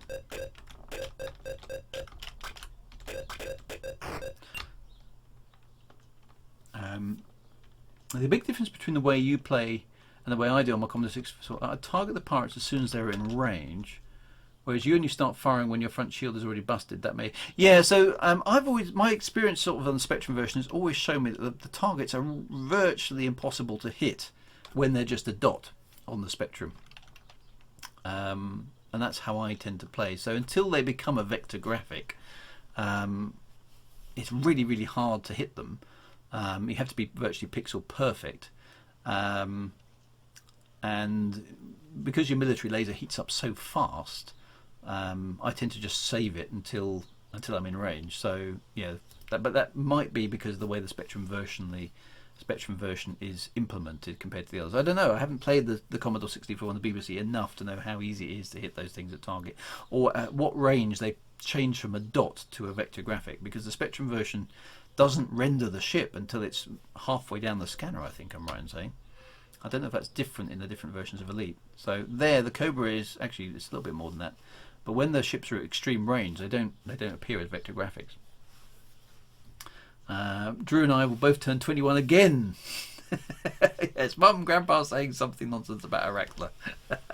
Yeah, I will probably, when I lose finally lose my marbles when I'm really, really old, I will probably sit in a nursing home or something, or in my house, wherever I happen to be, with the drool dribbling down my chin. I'm going, Raxxla, listen, I have the secret of Raxxla, and then I'll die.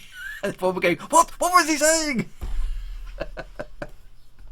I think I'm going to do that actually. I'm going to see. You know, in movies, in movies when the guy is dying and he's got his speech, he does the, you need to look in the cupboard under the stairs. You'll find a key. Take that key to the train station. All that sort of stuff. I'm just going to do the Raxxla thing, I think. The secret of Raxxla is yes, is.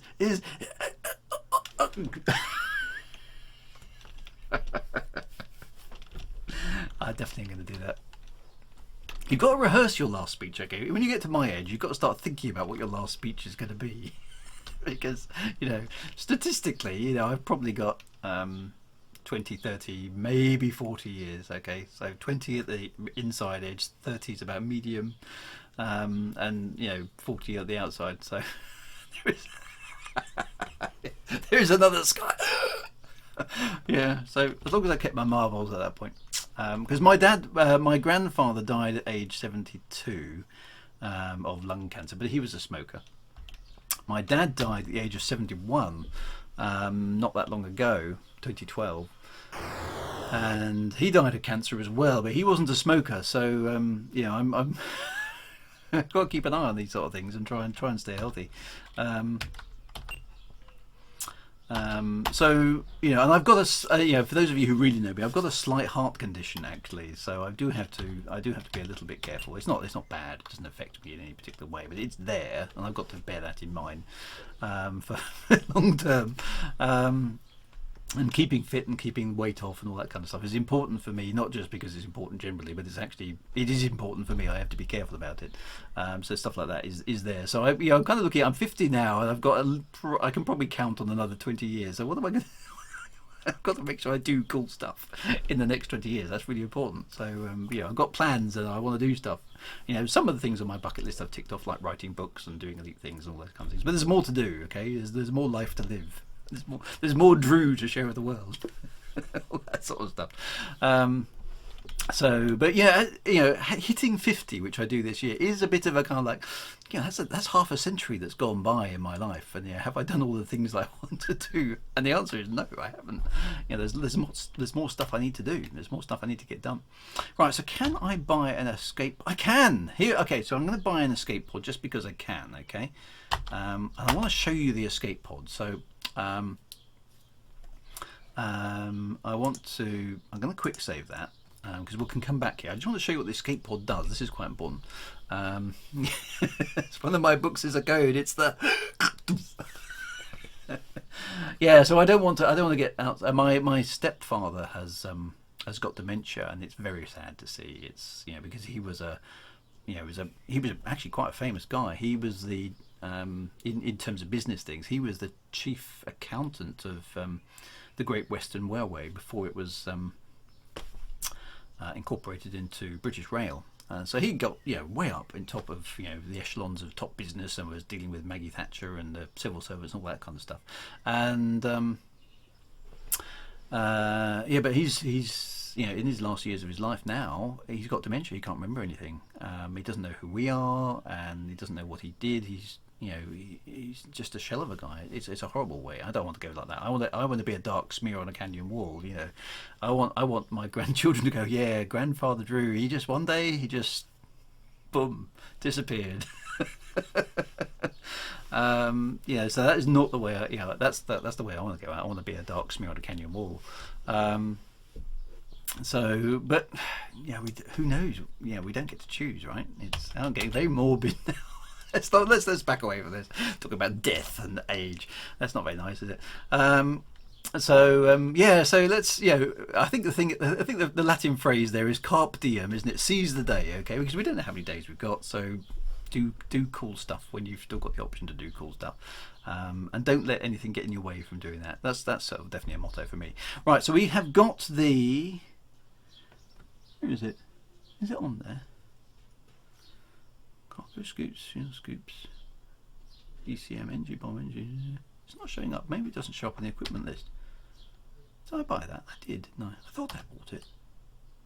Pretty sure I bought it. Anyway, let's go try and see if it works. Seize the carp, yes. As a happy aside, I just finished reading Exoneration last night. Oh, brilliant. Okay, really set pieces in there. Loved it. Wondering how innovation is going to top it. Well, enjoy. I'm glad you're enjoying that. That's really good. You don't want to go quietly, more sliding sideways doing, yeah, what a rush. Exactly. So screen color when not. Okay, we'll try that in a minute. What else was I going to say? The old joke. I want to go quietly like my grandfather, not screaming in agony like my passengers. Something like that. No, when I die, I want to go quietly like my grandfather, not screaming in fear like his passengers. That's the one. Frank Miner got it. Yeah. Which always makes me chuckle, but that's a bit morbid as well. So let's not be morbid. Right, let's just launch this then. So there we go. So yes, when it's pink. Okay, this is something you probably haven't seen. When it's pink, that means you've got an escape pod. And in the Spectrum, in the manual, it sort of says you're now perched slightly on top of the original cockpit, and the cockpit can sort of jettison itself. And that allows you to escape from the pirates. Okay, so I can show you what this looks like. Does anybody know what the key for the escape pod is? Because I can't remember. It's not E, obviously. Come on, Commander Ariok should know this. What's the escape pod key? Quietly in my sleep, not yelling in terror like his passengers. That's right. Is it Z? P for pod. It's Q, says Commander Ariok will know. Right, so if I press the Q button, watch what happens. This is quite cool. There's an actual animation on the Spectrum. I don't know if the BBC and the Commodore version do this, but if you hit the escape pod, if I press Q, then there's my ship. And it sort of flies away. And then we automatically dock with the space station. There you go. That's the escape pod. And then you get your Cobra back. Okay, Kelly Boglis, yeah, BBC does, there we go, they do, okay, or Z, there we go, so it was Q, so we've got that. So I've just wasted an escape pod. But that's actually something that Elite Dangerous doesn't do today. You see your ship explode and then magically you're returned home, okay? But, so in these early 8-bit versions of Elite, you see the ship detach and go away from you, which is quite nice, that sort of thing, and then it sort of magically hyperspaces to the space station. In the lore, it basically says that when you're in the escape pod, it injects you with stuff and makes you go unconscious, and then safely travels you to the space station. So that's the reason. So who knows? But anyway, so we've done that. So that's the escape pod. So that's going to make everything go pink for a while. But you do lose your cargo. Yes, you do lose your cargo. That is quite true. So, so it's just another way we can get away from the pirates. Okay, so the energy bomb kills them. The escape pod jettisons your ship and allows you to run away. And the cloaking device, as we've seen, gives you things. So there are lots of options, lots of gameplay dynamics, which, given it's an 8-bit game, I still think is quite good. It's quite well thought through. So we're way up there now. I wonder if we should go back the other way. Actually, cut across the middle a bit. So what's this system here? mainly agricultural. That one was rich industrial. So let's go back. Actually, there's no point going up that way. We're going to stuck in a dead end. We'll go across the middle. This is agricultural, so we're going to buy some luxuries, of which there's 21 tons. Let's also buy some food. Oh, launched. Oh well, never mind. Yeah, that's right. So if you, yeah, you keep the kills. That's very true. So let's go to the maybe at. Well, maybe we'll be at the system, or maybe we won't.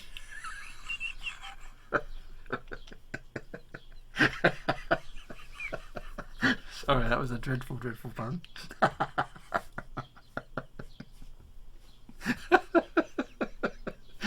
That's what it is. That's exactly my sense of humour. So maybe we'll be at the maybe at system.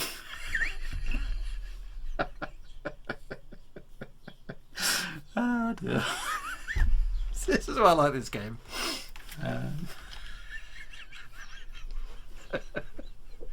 Oh dear, God, give me 5 minutes. That's fabulous. Hyperspace to maybe yet. Maybe we will, and maybe we won't.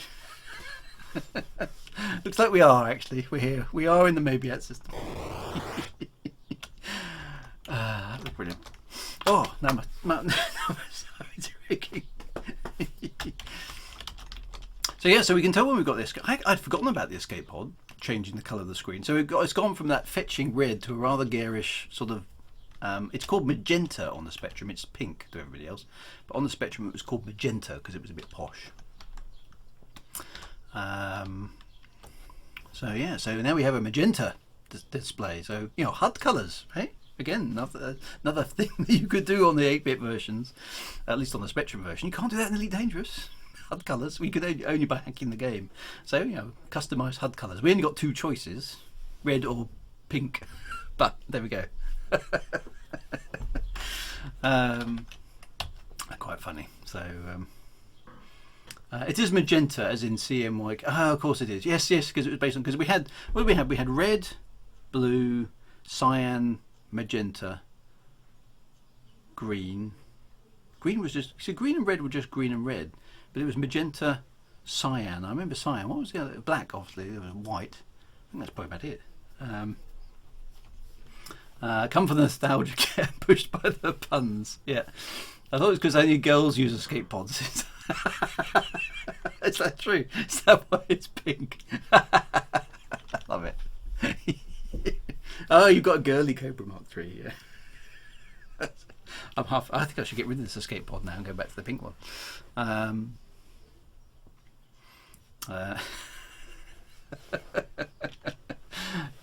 Dear, brilliant.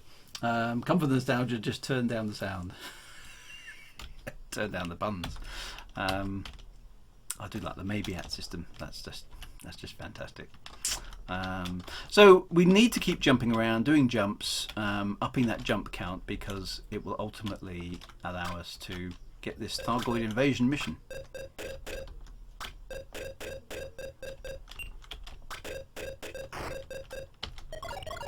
I might as well pick that up because we've got a bit of spare cargo space at the moment. So let's see what's out there. My luck, it'll be narcotics, of course. Okay, so was the Spectrum actually based on? Oh, slaves, great. So that's not brilliant, because that now means we're an offender, I think. Yeah, see, we picked up some illegal cargo, which isn't necessarily ideal, but it won't get us into too much trouble. But never mind, eh? Oh, rats, that's... Oops. I think that was a... Yeah, that was an anaconda I just killed. Oops. Now we're fugitive. So now we're bad boys again. It's problem with that military laser. It kills things so quickly sometimes. Oh, food. It wasn't even worth it. Oh well, never mind. Now we're murdering... That's right. It was black. Okay, so K was black. Key was for key. Okay, that's what CMYK means. Best Elite version I ever played was the Atari ST version. I haven't played those 16-bit versions. But yeah, Spectrum had magenta and cyan, and I presume it had yellow. Yeah, it must have had. Yeah, it's got yellow. There's yellow on the screen. So, but now I've got the pink pink Cobra, which is quite funny. So I don't remember that. I must admit, maybe I never flew around with an escape pod, because it was kind of a bit pointless. I don't remember now. It doesn't. I don't remember the pink. I have to say, maybe I blocked it out in my memory. I don't know. Yeah, I don't recall the pink at all. This will be another asp.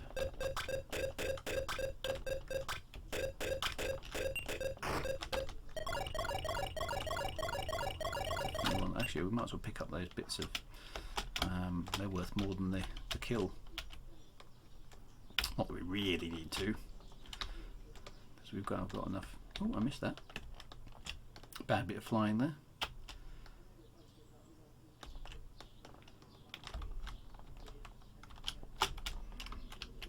Won't do at all.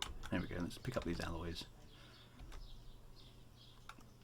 The alloys are actually quite good. They're worth sort of 40 credits each. So in elite money, that's actually not bad.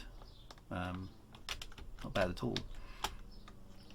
I only got 20 credits for destroying the ship. So actually, the cargo there, the debris, is worth 80 credits. So it's 4 times as much. So actually, that's quite good. Keep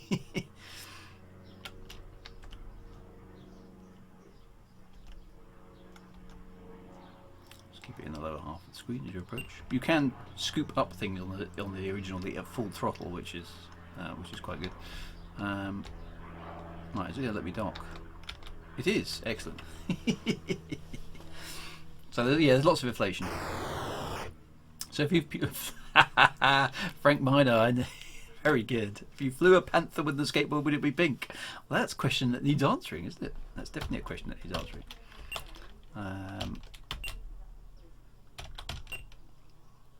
And 2 tons of alloys. There we go. So we're making a bit of money. Right. So now we're at the maybe at system. We're going to leave the maybe at system. Maybe. Back to the vegans. The Lassetti. Is there a car called a Lassetti? Nice plane passing. Oh, that'll probably be a Spitfire. We have a small aerodrome near us called Headcorn. Out of which Spitfires occasionally fly, and they do little and by Spitfire I mean the plane, the big Merlin engine fighter plane from World War II. There's quite a few of them here, and they've got one which is a 2-seater one, and then you can buy, I think it's a lot of money, £1,000 or whatever it is, and you can sit in the cockpit of a Spitfire and the pilot will then fly you around. I don't know if you get to have a go. But yeah, there's a Spitfire regularly flies over my house from Headcorn Aerodrome, and it's lovely sound to hear. Actually, that was a Merlin engine flying past. It probably doesn't sound great on the stream because the mic's pointing in the wrong direction. But I'll see at some point if I can get a video from my phone of one going past, because they're quite cool to see. With the ipsiloid wings and stuff, and they're lovely noise the engine makes. Right, so we are in a rich industrials. Let's buy some computers and travel onwards.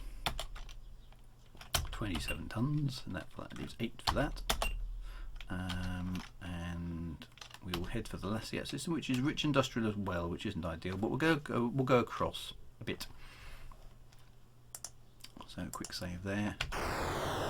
So we haven't triggered the mission today. I didn't really expect to be honest, but we have built up a number of hyperspace jumps, so I'll up that a bit in a week if I can, so that with a bit of luck next week we do trigger the mission, and then that can kind of be the end of our ZX Spectrum stream, and then we can have a bit of a chat as to what do we want to do next, because there's lots of things. I think a little 80s arcade vibe might not be a bad thing actually. I quite like the idea of that. My son has actually volunteered to be to come on the stream and actually give me a bit of a 80s challenge, so he reckons that he can beat me at all the classics now, like Space Invaders and Pac-Man. So I think we might have a bit of competition. See how that goes. What I'd like to see if we can do is see if we can get some of the games to play side by side, so we can have a competitive on-screen thing. So I'm gonna shot down the cargo. Not that it matters. So I might see about that actually. And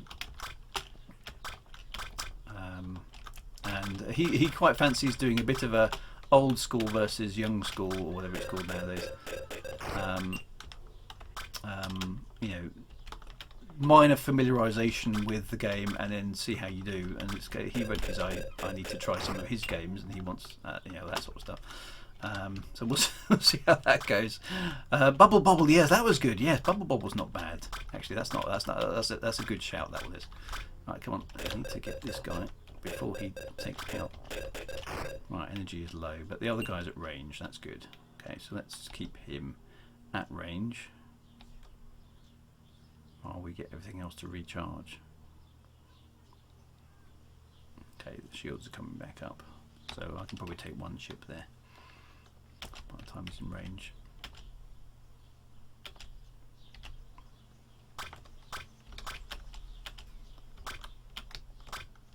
So you can see there that the Spectrum version of that is not rendering that Sidewinder until it's within about a quarter distance, which does make it quite hard to kill because it stays a dot for a long time. So I don't know, how did the Commodore and the BBC render them a little bit earlier? Unreal Tournament, original Asteroid, yes, that would be quite good. Kung Fu, yeah, Doom runs on anything. You could have a duel. Yes, that's not a bad idea. I'll see how that goes. Yeah, so it needs to be a reasonably level playing field. So I'll have to have a bit of thought about how we might do that. But yeah, my son certainly fancies playing some of those old 80s coin-op type things as well, so that might be good fun as well. Steve Shaw's got to go. You take all care now. Good to see you, Steve. So yeah, that's awesome. Oh, that's right. I remember in Frontier, if you didn't have life support and went through hyperspace, your slaves turned into fertilizer. Yes, that was quite good. R-type challenge. That's not live. Spy versus spy. Yes, there's some good suggestions already. Actually, spy versus spy runs in the browser. That would be good. Okay. So yes, okay, some great suggestions there. We'll have to have a play with that. But I do want to do this last bit on the Spectrum. We've got to get this last mission, so that has to be our objective. So obviously we need a bit more jumping around in order to get it. We're racking up a reasonable number of jumps, but there's going to be more required. So you can actually hit it before it's a vector graphic, but it's quite hard to do so.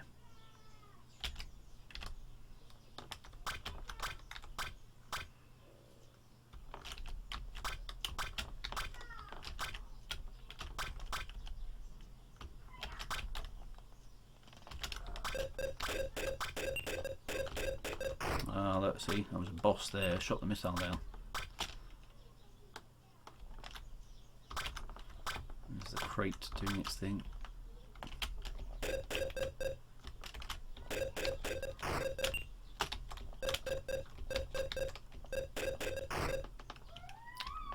sure if that was a pirate. I think that one is it? Alright, so turn around. Right, keep heading to the space station, come on. Oh, that is a ship. Must be a non-hostile one. Yeah, it is. Street Fighter 2, Way of the Exploding Fist. Oh, and do you remember Barbarian on the ZX Spectrum? That was quite good. We could chop people's heads off, things like that. That was... See if we can do that actually. I might bring it. There might be something in the ZX Spectrum Pantheon we can run through that. So I think that might be quite good fun to sort of see as well. Rolling heads. That's right. Yeah. Swinging the sword. There was various key moves in Barbarian that you could chop people's heads off. Yeah, Kung Fu is good as well. Yeah, so I'll bear that in mind. Way of the Exploding Fist. Oh yes, I remember that. So all those are good suggestions. Yeah. Talking about Barbarian 2 a couple of days ago. Yeah, so there's some classic games. I remember playing Barbarian with my friends. The cover art, as I remember, being rather exciting for teenage boys. Very scantily clad lady on it, as I recall. Don't know why I recall that. It does seem to jump out of my memory.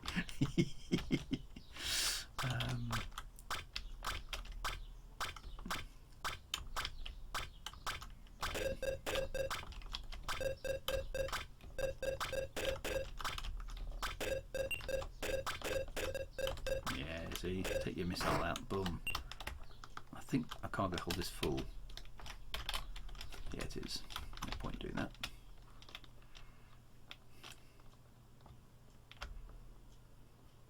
So it's almost time to close up shop again, I'm afraid, my friends. But no missions today. But at least we've got a pink Cobra.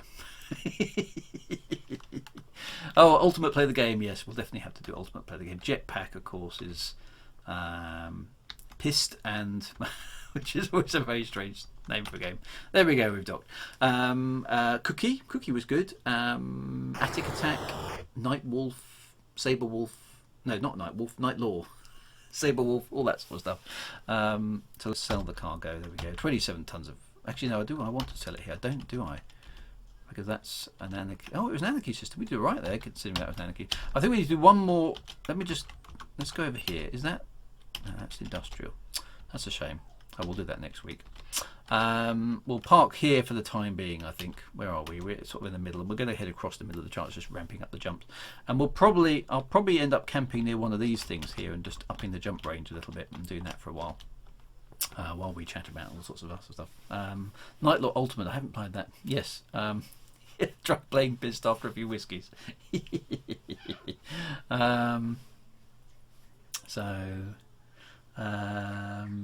Yeah, so that's all good. So anyway, thank you very much for your company. I do appreciate it as ever. It's always good fun.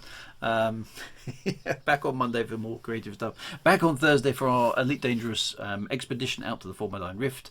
And we'll be back with hopefully the ZX Spectrum mission for the Thargoid invasion next week. We'll build up as many jumps as we can, see if we can get that mission to trigger. So that would be all good fun. So all good. You guys take absolute good care of yourselves. Have a fantastic rest of the weekend. I will see you back on the stream in due course. But otherwise, obviously, right on, Commander, as we saw today, and 07 with my left hand or my right hand. There we go. You guys have fun, and I'll speak to you soon. Be good and take it easy. Bye bye now.